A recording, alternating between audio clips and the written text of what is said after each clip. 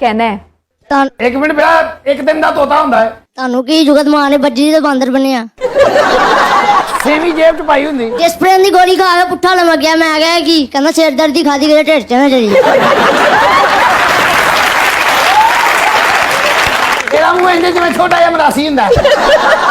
ਸਰਦੀਆਂ ਨੂੰ ਸੁੱਤੇ ਨੇ ਤੇ ਪੱਖਾ ਲਾਇਆ ਰੱਬਾ ਕਹਿੰਦਾ ਪੁੱਤਰ ਪੱਖਾ ਹਲਕਾ ਕਰ ਦੇ ਨੇ 2 ਪਲ ਲਾਤੇ ਨੋਨੀ ਉਹਦੀ ਉਮਰ ਨਾ ਵੇਖ ਉਹਦਾ ਕੌਨਫੀਡੈਂਸ ਵੇਖ ਅਦੀ ਸਾਲਗਿਰਾ ਹੁੰਦੀ ਇਹਨੂੰ ਛੁਰੀ ਨਹੀਂ ਲੱਭਦੀ ਉਹ ਤਾਂ ਸਾਈਕਲ ਲੰਘਾੜ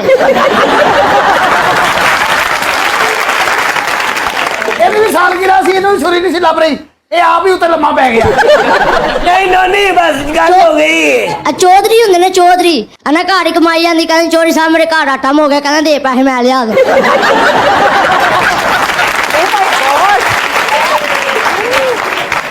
बेटा कागज वाले जहाज का पायलट हुंदा। ਬਾਰੀ ਜਹਾਜ਼ ਦੀ ਸਟੱਪਣੀ ਹੁੰਦੀ ਹੈ क्या कहने बेटा, अद्धा अमरूद हुंदा है। ਕਈ ਨਾ ਚੋਲ ਵੰਡੇ ਹੁੰਦੇ ਨੇ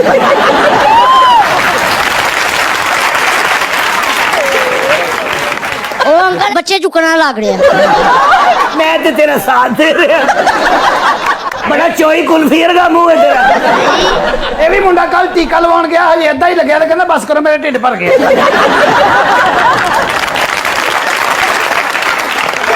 ਅੱਛਾ ਸ਼ਕਲ ਤੋਂ ਹੈਰੀ ਪੋਟਰ ਲੱਗਦਾ।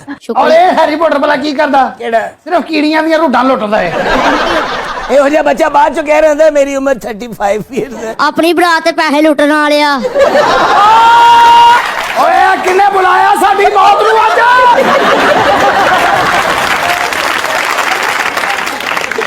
आपका नाम क्या है बेटा? अहमद महमूद अहमद महमूद। कहाँ से हैं आप? लाहौर से ਕਿਹੜੀ ਜਗ੍ਹਾ? शादबाग ये सारी आपने जो जुगते और ये जो सारे मजा है ये कहाँ से? घर में?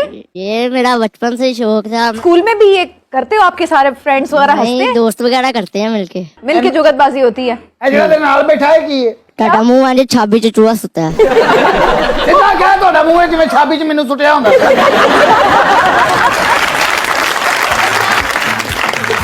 इसके साथ ही लेते हैं छोटी सी ब्रेक।